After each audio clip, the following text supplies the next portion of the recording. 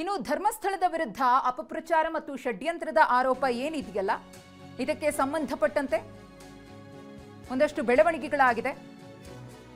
Service apartment ಸಿಬ್ಬಂದಿಯ ವಿಚಾರಣೆ Belthangady SIT ಕಚೇರಿಗೆ ಕರೆಸಿ ಹೇಳಿಕೆಯನ್ನ ದಾಖಲಿಸಿಕೊಂಡಿದ್ದಾರೆ. ಬೆಂಗಳೂರಿನ ತಿಂಡ್ಲುವಿನ ಸರ್ವಿಸ್ ಅಪಾರ್ಟ್ಮೆಂಟ್ ಸಿಬ್ಬಂದಿಯ ವಿಚಾರಣೆ ಇತ್ತೀಚೆಗಷ್ಟೇ ಅಪಾರ್ಟ್ಮೆಂಟ್ನಲ್ಲಿ ಮಹಜರು ಕೂಡ ನಡೆದಿತ್ತು. ಎಸ್ಐಟಿ ಅಧಿಕಾರಿಗಳಿಂದ ಚಿನ್ನಯ್ಯನನ್ನ ಕರೆತಂದು ಮಹಜರು ನಡೆಸಿದ್ರು ಎಸ್ಐಟಿ ಅಧಿಕಾರಿಗಳು. ತನಿಖೆಯ ಭಾಗವಾಗಿ ಇದೀಗ ಅಪಾರ್ಟ್ಮೆಂಟ್ ಸಿಬ್ಬಂದಿಯ ಹೇಳಿಕೆಯನ್ನ ಕೂಡ ದಾಖಲು ಮಾಡಿಕೊಂಡಿದ್ದಾರೆ.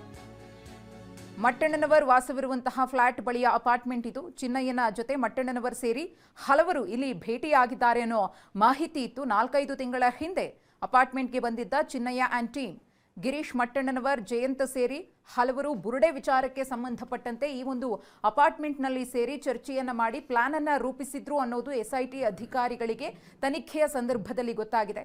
ಈಗಾಗಲೇ ಸ್ಪಾಟ್ ಮಹಜರು ಮಾಡಿ ಒಂದಷ್ಟು ಮಾಹಿತಿಯನ್ನ ಕಲೆ ಹಾಕಿದ್ದಾರೆ. ಗಿರೀಶ್ ಮಟ್ಟಣ್ಣನವರ್, ಜಯಂತ್ ಮತ್ತು ಚಿನ್ನಯ್ಯನಿಂದ ಮಾಹಿತಿಯನ್ನ ಕಲೆ ಹಾಕಿದ್ದಾರೆ. ಅದರ ಹೊರತಾಗಿ ಈ ಅಪಾರ್ಟ್ಮೆಂಟ್ನಲ್ಲಿರುವಂತಹ ಸಿಬ್ಬಂದಿಯ ಹೇಳಿಕೆಯೂ ಕೂಡ ಪ್ರಮುಖವಾಗುತ್ತೆ. ಇವರುಗಳು ಹೇಳಿದಂತಹ ಹೇಳಿಕೆಗೆ ಸಂಬಂಧಪಟ್ಟಂತೆ ಏನಾದರೂ ತದ್ವಿರುದ್ಧ ಹೇಳಿಕೆಗಳು ಬರಬಹುದಾ ಅನ್ನೋ ಧಾಟಿಯಲ್ಲಿ ಎಸ್ಐಟಿಯಿಂದ ವಿಚಾರಣೆ.